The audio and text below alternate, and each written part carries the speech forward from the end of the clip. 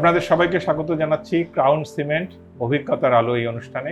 প্রথম আলোর এই বিশেষ আয়োজনে আমরা বাংলাদেশের পথিকৃৎ জনদের সাক্ষাৎকার নিয়ে থাকি, তাদের জীবনের অভিজ্ঞতার কথা শুনি, সেই আলোয় নিজেদের পথকে উজ্জ্বল করার চেষ্টা করি। আজকে আমাদের মধ্যে উপস্থিত আছেন এই বিশ্বকাপ ফুটবলের মৌসুমে একজন প্রথিতযশা ফুটবল খেলোয়াড়, ফুটবল কোচ, যিনি অল পাকিস্তান ফুটবল দলে চান্স পেয়েছিলেন, শুধু না খেলেছেন, প্রতিনিধিত্ব করেছেন এবং যিনি আবাহনীর অধিনায়ক হিসেবে চ্যাম্পিয়নও হয়েছিলেন। তিনি 2018 সালে 19 সালে রূপচাঁদা প্রথম আলো সেরা ক্রীড়াবিদ যে পুরস্কারটা দেওয়া হয় সেখানে আজীবন সম্মাননা পেয়েছিলেন। আমাদের মধ্যে আজকে উপস্থিত আছেন বিশিষ্ট ক্রীড়া ব্যক্তিত্ব গোলাম সারোয়ার টিপু। টিপু ভাই, আপনাকে স্বাগত জানাই। ধন্যবাদ আপনাকে। এই অনুষ্ঠানে আমরা গল্প করি, শৈশবের কথা শুনি, জন্মের কথা শুনি। আপনার জন্ম একটু আগে আমরা শুনছিলাম 1944 সালের 23শে অক্টোবর। আপনি তো একদম টাইমও বলতে পারেন, বলেন। প্রথমে ধন্যবাদ জানাই আপনাকে, কিন্তু এইভাবে আমাকে এই একটা ব্যাপারে ইনভলভ করে আমি বুঝতে পারি নাই। যাই হোক, আমার জন্ম 1944 সালের 23শে অক্টোবর, সোমবার সকাল 10:15টায়। এটা আমি জানতে পেরেছি, কারণ আমার তো জানার কথা না, জানতে পেরেছি আমার বাবা ডায়েরি লিখতেন আমার উপরে, শুধু ওই ডায়েরিটা শুধু আমার উপরে, আমি কখন ঘুমাচ্ছি। আপনার জন্ম হলো বরগুনায়, সেটা আপনার নানার বাড়ি? নানা বাড়ি। আর আপনার আব্বা, ওনার নামটা একটু বলবেন? এম গোলাম মুস্তফা, আবু মোহাম্মদ গোলাম মুস্তফা। গোলাম মুস্তফা। মুস্তাফা। আর আপনার আম্মার নাম? আমার নাম নূরজাহান বেগম। নূরজাহান বেগম। তো আপনার আব্বা তো পুলিশ ছিলেন? আব্বা পুলিশে ছিলেন, হ্যাঁ। যখন আপনার জন্ম হলো ওই সময় আপনার আব্বার পোস্টিং কোথায় ছিল? এটা হলো রাজাপুর পুলিশ স্টেশন। আর আপনাদের দাদার বাড়ি ব্রাহ্মণবাড়িয়া। সেইখানে আপনার শৈশব কখনো কাটেনি? না, ওই কখনো পার্মানেন্টলি থাকার কোনো স্কোপ, বাড়িতে যাওয়া হয়েছে সেই। তো আপনার প্রাইমারি স্কুল কোনটা হলো?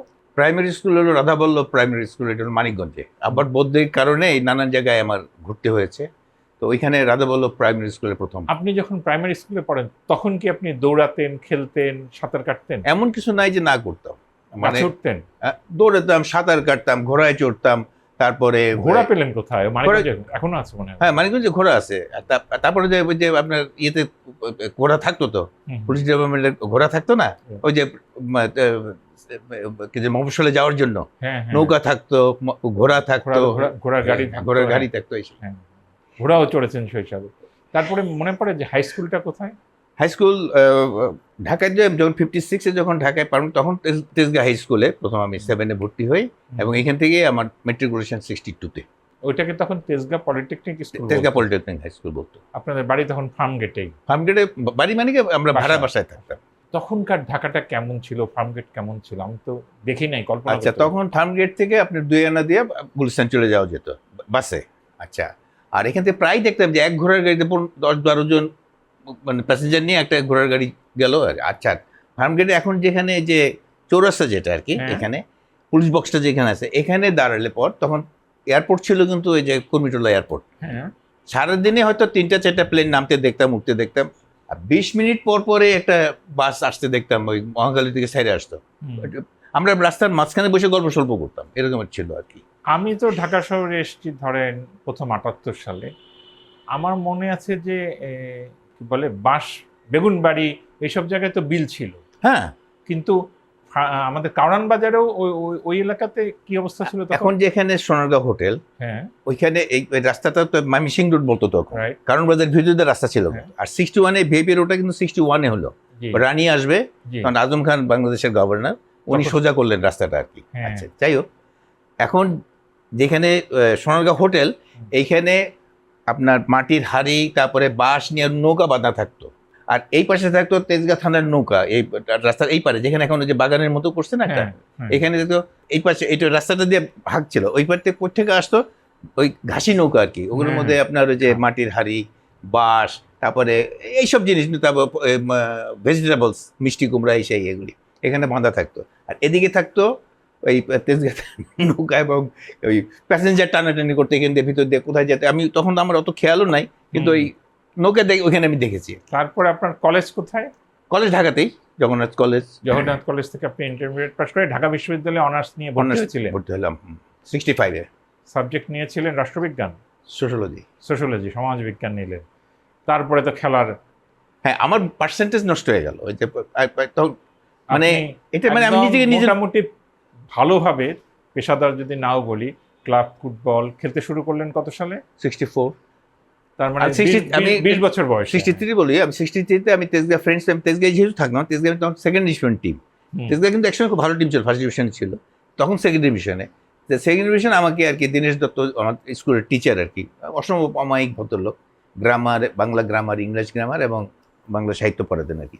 উনি আমাকে ওই কোর্স কলেজে টিপু খেলো, তেজগাঁ স্কুলের পক্ষে একটা ম্যাচ খেলছিলাম আমি, তারপরের ম্যাচে আমি উনি খেলতে দেন নাই, বলে যে তুমি তোমার ব্যথা ট্যাথা পাইবা তোমার। উনি কি মনে করতো, খুব আদর করতো আর কি, বললো যে বড়রা খেলতো, তো বললো যে তোমার এখানে খেলে ইনজুরি হইতে পারে, খেলো না। কিন্তু তেজগাঁ ফ্রেন্ডসে আবার বললো যে এখানে খেলো। তো 63-তে প্রথম খেললাম আর কি সেকেন্ড ডিভিশনে, আর 64-এ ফার্স্ট ডিভিশন বিজি প্রেস। এখানে একটা ইতিহাস আছে, ফার্স্ট ডিভিশন বিজি প্রেস, তখন ওইটা ইপিজি প্রেস ছিল। হ্যাঁ আচ্ছা, পাকিস্তান হওয়ার আগে কিন্তু বিজি প্রেসই ছিল, বেঙ্গল গভর্নমেন্ট প্রেস। পাকিস্তান হওয়ার পরে ইপিজি প্রেস হলো, আবার এখন তো বিজি প্রেস। আমি কিন্তু মাঠে গেলাম কিন্তু রাইট ব্যাক খেলার জন্য, এক ঘোড়ার গাড়িতে আমরা পুরো টিম। ওই এখন যেখানে ভাসানী স্টেডিয়াম, হকি স্টেডিয়াম, এখানে ছিল 4 নম্বর মাঠ, এখানে ছিল সেকেন্ড ডিভিশনে খেলা হইতো আর কি। আমি প্র্যাকটিস করি, আমাকে সোনা ভাই, আমি সব পজিশনে খেলতাম। এখন সোনা ভাই যিনি সিনিয়র মোস্ট প্লেয়ার এবং কোচ, সোনা ভাই, হ্যাঁ সোনা মিয়া আর কি, উনি ফার্স্ট ডিভিশনের প্লেয়ার ছিলেন এক সময়, তখন বয়সের কারণে তখন সেকেন্ড ডিভিশনে খেলে। তেজগাঁ ওই তারাই অর্গানাইজ করতো টিমটা। আমি যখন যাই তখন সেকেন্ড ডিভিশনে আমি ওই আগে থেকে জানতাম আমাকে রাইট ব্যাক খেলানো হবে আর কি। গেলাম, যাওয়ার পরে ওখানে কড়ই গাছ ছিল অনেক, এখন তো ওই আপনার চিন্তাও করা যায় না যে কি অবস্থা। যাই হোক, তো কড়ই গাছের নিচে আমরা পুরো টিম, একটা কড়ই গাছের নিচে পুরো টিম, তারা ওইখানে চেঞ্জ করলাম, সব কিছু করলাম। তো তখন ওই 10 জন, ওই 11 জন কিন্তু ওই যে কোনো চেঞ্জ ছিল না, তো জার্সি দিত যে 2 নম্বর হলো রাইট ব্যাক, 3 নম্বর হলো লেফট ব্যাক, এরকম। তা আমাকে সোনা ভাই টিপো, আমি তো মহা খুশি, যাক খেলতেছি। আমি কিছুক্ষণ পরেই বললো টিপো তোমার জার্সি দাও। আমি যেই বলছি আমার টিপো আমার জার্সি দাও, আমার চোখ দিয়ে পানি পড়া শুরু করেছে। কারণ প্রথম ম্যাচ খেলবো সেকেন্ড ডিভিশনে, আমি আর চান্স পাচ্ছি না। এই পরে একটু পরে বললো কি যে এটা নাও, মিনিট 5 পরে বোধ হয়। আমি কেমন গাছের আড়ালে যে চোখ দিয়ে পানি হাউ হাউ করে তো কান্দা যায় না, তো বললো যে এটা নাও। ওটা দেখি 11 নম্বর, 11 মানে লেফট উইঙ্গার। চিন্তা করেন, আমি রাইট ব্যাক খেলতে গেলাম, সেটা আমার লেফট উইঙ্গার। এই যে আপনি লেফট উইঙ্গার হলেন, আজীবন লেফট উইঙ্গার। কারণ হলো ওই যে একজন বয়স্ক লোক ছিল যিনি সোনাবের বন্ধু আর কি, উনি লেফট উইঙ্গার খেলার কথা, উনি ঘুম থেকে উঠতে পারেন নাই, এর জন্য উনি যান নাই, এর জন্য প্লেয়ার চট। এখন ওই আমার জায়গায় অন্য একটা জহিরুল একটা ছেলেকে খেলালো, আমি লেফট উইঙ্গার। অ্যান্ড এখানে কেন পার্মানেন্ট হয়ে গেল লেফট উইং পজিশনটা, ওই সোনা ভাই লেফট ইনসাইড ফরওয়ার্ড খেলতেন, তো সুন্দর সুন্দর বল থ্রো দিতে রাখি। তো খেলার পরে ওই এক ভদ্রলোক ছিলেন ওয়ান্ডার্সের সাপোর্টার, ওয়ান্ডার্স তো দুর্দান্ত টিম। উনি সাদা পায়জামা, সাদা হেমন্ত মুখার্জি যেরকম শার্ট পরতো, ফুল শার্টের পকেট, ওরকম একটা পকেট, হাতে একটা সাথী, এই নিয়ে সব মাঠে ঘুরতেন আর সব খেলাই দেখতেন উনি। উনি এসে সোনাবাইরে, উনি সোনাবাইরে চেনে আগের থেকে, আমি তো আর চিনি না। বলতে সোনা এই ছেলেটা কে, বলে যে কেন, তো ভালো ভালো ভালো ফ্যামিলির ছেলে। তখন তো একটা ইয়ে ছিল যে কারা খেলে, এই মানে ফ্যামিলিগত এই একটা প্রবলেম ছিল আর কি, অনেকে মনে করতো ভালো ফ্যামিলির ছেলেমেয়েরা আসে না খেলায়। তো বললো যে শোন ভাই আমার ডিটেলসটা বলছে, তো উনি আমার 10 টাকার একটা নোট দিল। 10 টাকা বলে, বাবা তুমি নিজেকে সুস্থ রাখো, চরিত্রটা ঠিক রাখো, সোনাভাইয়ের দিকে দেখে বললো। তা আমি নিতে চাই না, সোনাভাই ইশারা করলো যে নেওয়ার। এই যে উনি সার্টিফিকেট, উনি মানে খুব ওয়ান্ডার্সের দুর্নার রকমের সাপোর্টার, মানে অর্গানাইজারদের ভিতরে একজন ছিলেন আর কি। সোনাভাই টিপো তোমার পার্মানেন্ট পজিশন হয়ে গেল, তুমি এইখানেই খেলবা। এই তারপরে আমরা যাব যে আপনি পাকিস্তান ন্যাশনাল টিমে ডাক পেলেন, কিন্তু আপনি এই ডিগ্রি পাস করলেন কিভাবে, কোত্থেকে? ঢাকা বিশ্ববিদ্যালয়ে তো আর পার্সেন্টেজ হচ্ছে না। পার্সেন্টেজ হচ্ছে 2 বার করে। তারপরে আমার আব্বা বললো তোমার তো বয়স হয়েছে, চাকরি বাকরি পাইবে না। একটা বলছো, আমি এবং প্রতাপদা সেম কেস, কিন্তু প্রতাপদা কিন্তু সেম কেস, প্রতাপ শঙ্কর হাজরা আর কি। তারপরে এই আর কি, তখন ওই আমি যে জগন্নাথ কলেজে আমি কিন্তু ফ্রি পড়তাম, জগন্নাথ কলেজে কিন্তু ফ্রি পড়তাম ওইখানে। ওই যে নুর হোসেন স্যার ছিলেন, উনি তো ওই প্লেয়ারদের নিয়ে, সাইদুর রহমান সাহেব ছিলেন যে, উনি ছিলেন, হ্যাঁ উনি প্রিন্সিপাল ছিলেন। যাই হোক, তো ওই ফ্রি 1 নম্বর 2 নম্বর হলো ওইখানে অটোমেটিক আমার অ্যাডমিশন হয়ে গেল। বলে স্যার আমার তো ওই কাজে আসো ওই প্রতাপদা আমার প্রতাপদা বোধ হয়, হ্যাঁ ওখানে ভর্তি হলাম, তারপরে ওখান থেকে ডিগ্রি পাস করলাম। আর সোনালী ব্যাংকে আজীবন চাকরি করেছেন, মানে অবসর নেওয়ার আগে? 72 সালে জয়েন করলাম সোনালী। এখন আমরা ন্যাশনাল টিমে যাওয়ার গল্পটা শুনি। প্রথম কি আপনি ইরানে গেলেন? বিদেশে, ইরানে এমনি হোমে খেলছি। রাশিয়ার থেকে টিম আসছিল, তখন সোভিয়েত ইউনিয়ন। অল পাকিস্তান টিমে বাংলাদেশের ওই প্রথম টিমে কয়জন ছিলেন মনে আছে আপনার?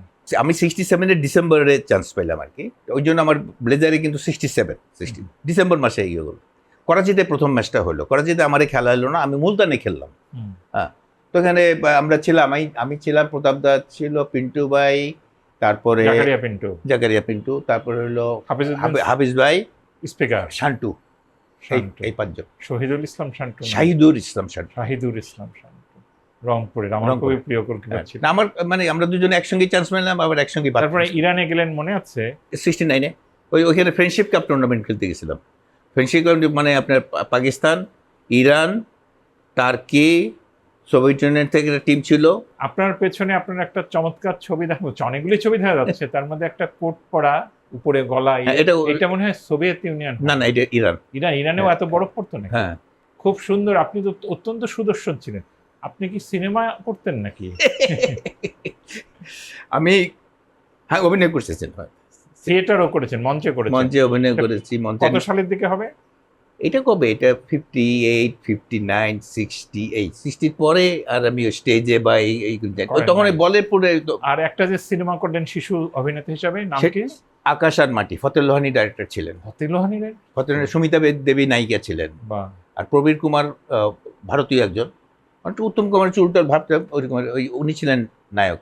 আর আমিনুল হক মারা গেলেন বছর দেড়েক আগে, উনি ছিলেন হলো ওই মানে নায়কের ছোট ভাই।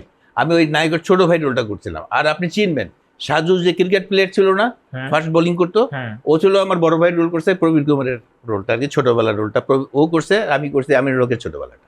আপনি বারবার নায়ক নায়ক বলতে, আমি নায়ক ছিলাম, নায়ক সাজু ছিল না। আপনি এখনো নায়ক, আপনি আমাদের নায়ক। 72 সালে আপনি কি আবাহনীতে ডেকে নিল? হ্যাঁ, প্রথম এটা কারণ ফুটবল টিম যখন হলো তখন আপনাকে নিল নাকি?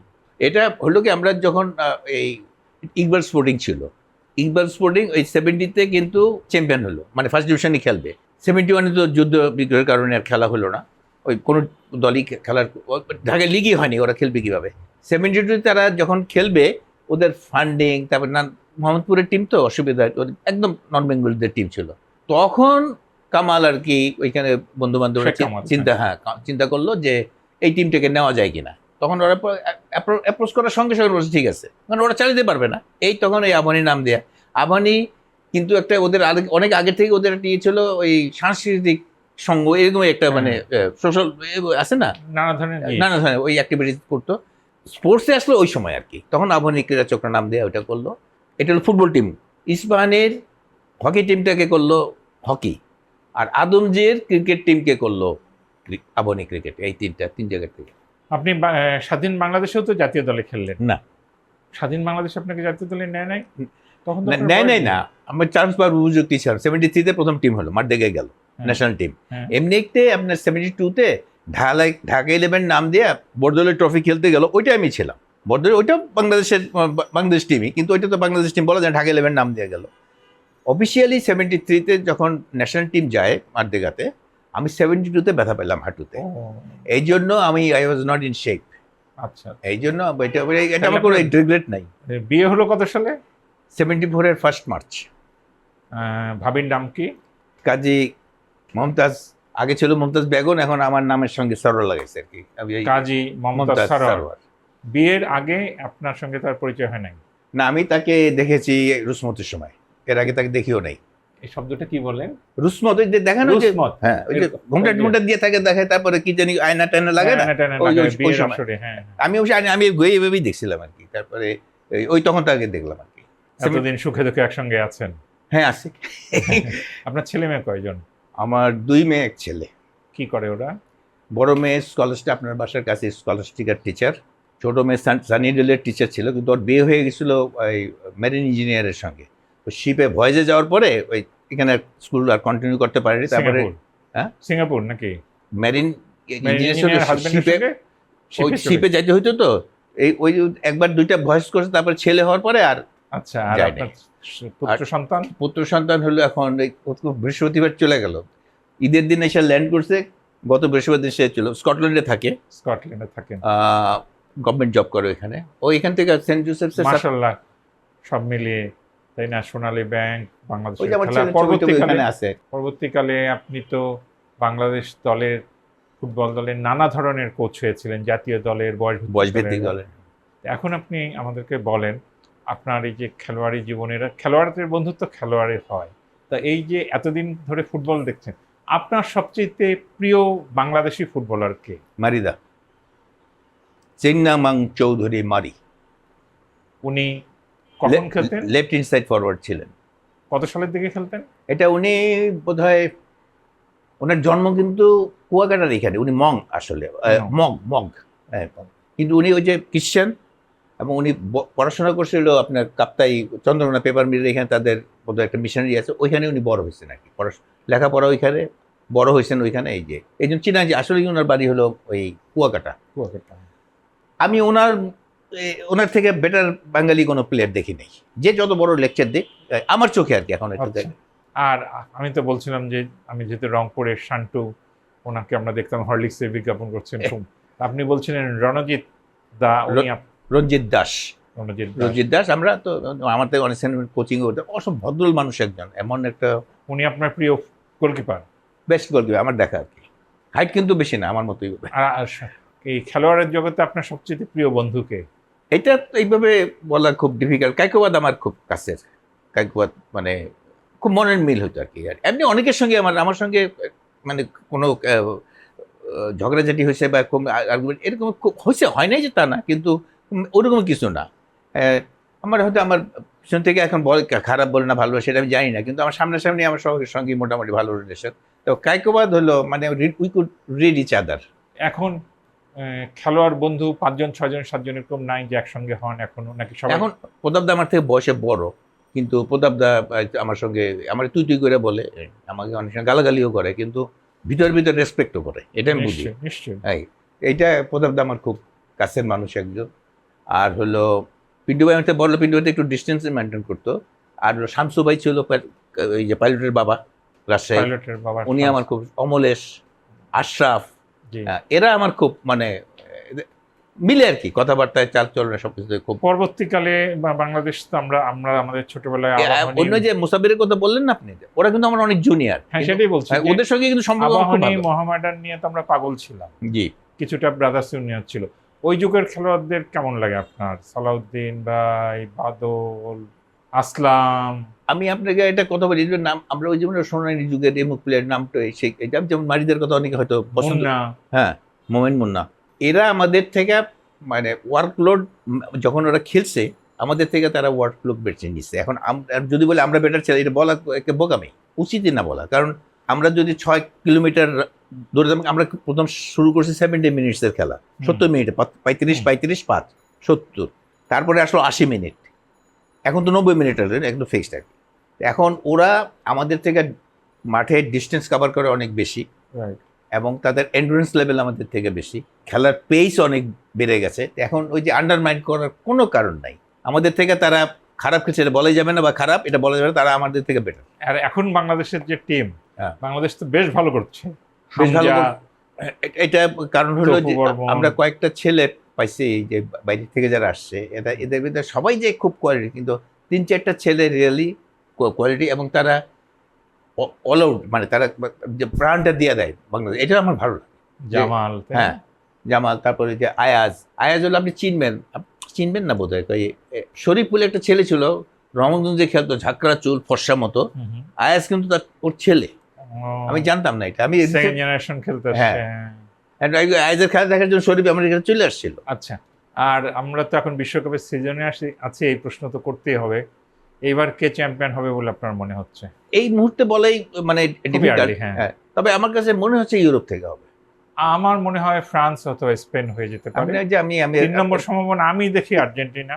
হ্যাঁ, এই তো আর্জেন্টিনা 3 নম্বরে, কিন্তু আমি না, আপনি ঠিকই বলছেন, স্পেন বেশি চান্স। আর আমি মনে করি যে আমেরিকা, ইউএসএ ওরা অনেক দূর পর্যন্ত যাবে।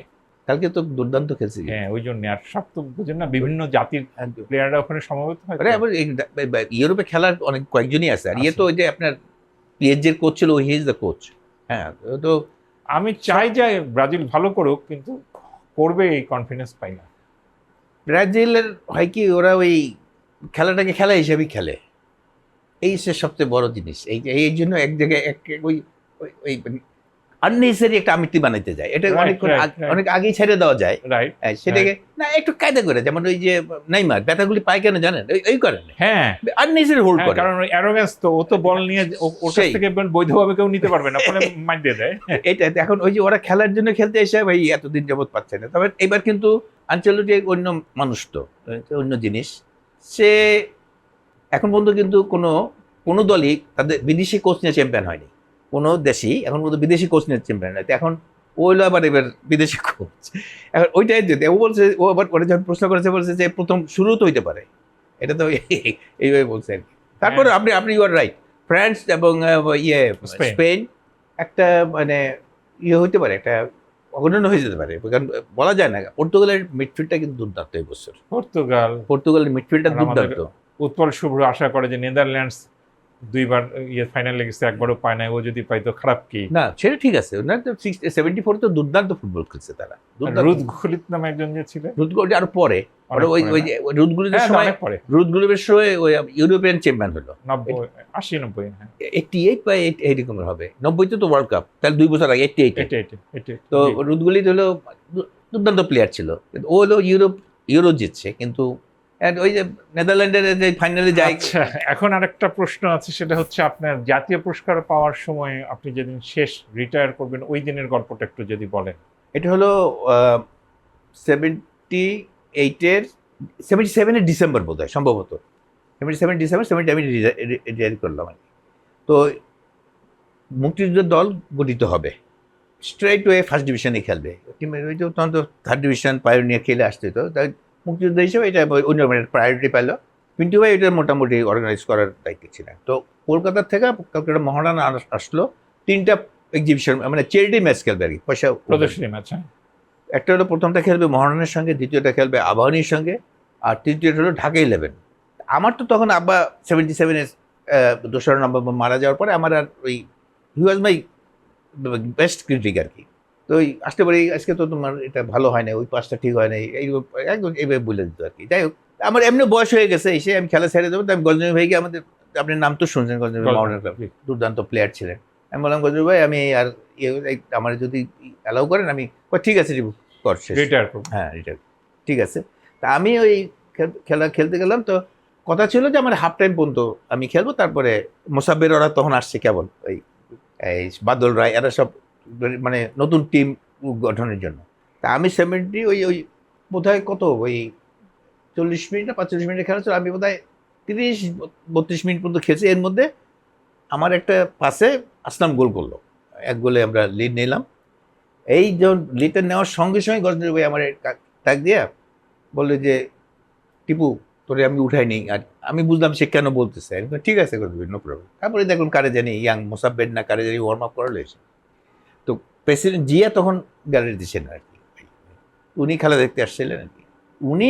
আমি এটা শোনা, আমি তো আর ওইখানে ছিলাম না।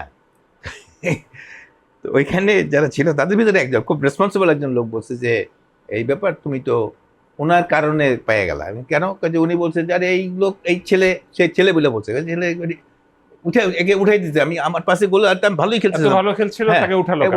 তখন সবাই বলছে, স্যার বয়স হয়েছে, আপনি জানেন না, কিন্তু অনেক সিনিয়র প্লেয়ার, তাতে কি আছে, হি ওয়াজ প্লেইং ওয়েল। তো বলে যে, না ওই আজকে তার ফেয়ারওয়েল ম্যাচ। ও আচ্ছা, এটা তো একটা এক্সাম্পল হয়ে গেল, এইটুক।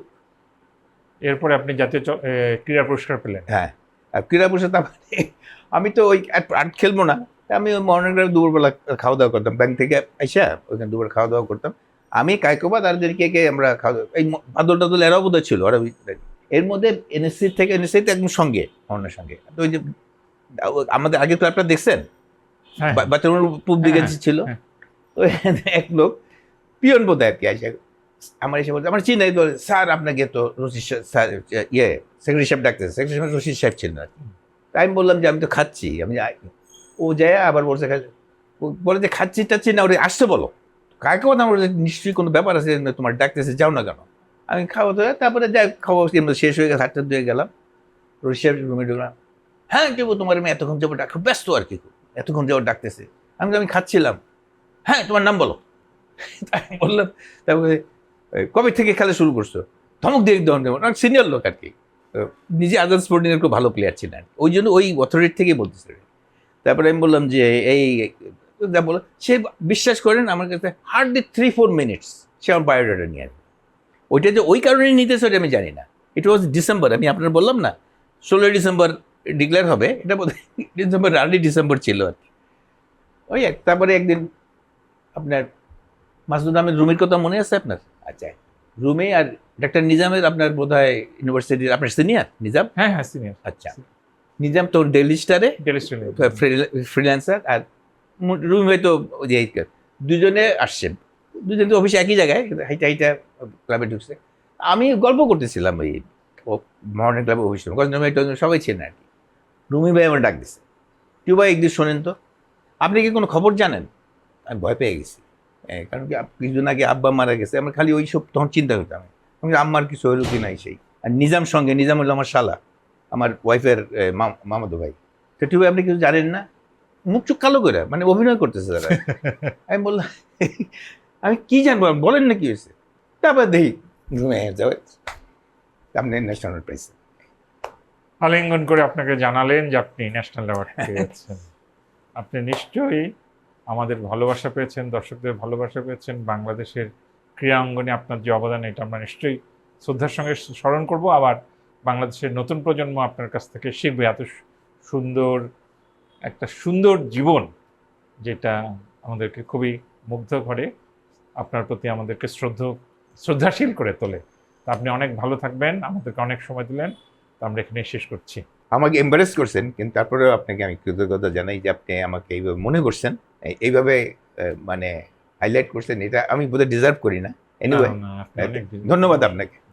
দর্শক মণ্ডলী, শ্রোতৃ মণ্ডলী, আমরা এতক্ষণ বিশিষ্ট ক্রীড়া ব্যক্তিত্ব গোলাম সারোয়ার টিপুর কাছ থেকে তার জীবনের গল্প শুনছিলাম। এই জীবনের অভিজ্ঞতার আলোয় আমরা আমাদের সামনের ভবিষ্যতের দিনগুলোকে আলোকিত করে তুলতে পারবো বলে আমার বিশ্বাস। সবাই ভালো থাকবেন। খোদা হাফেজ।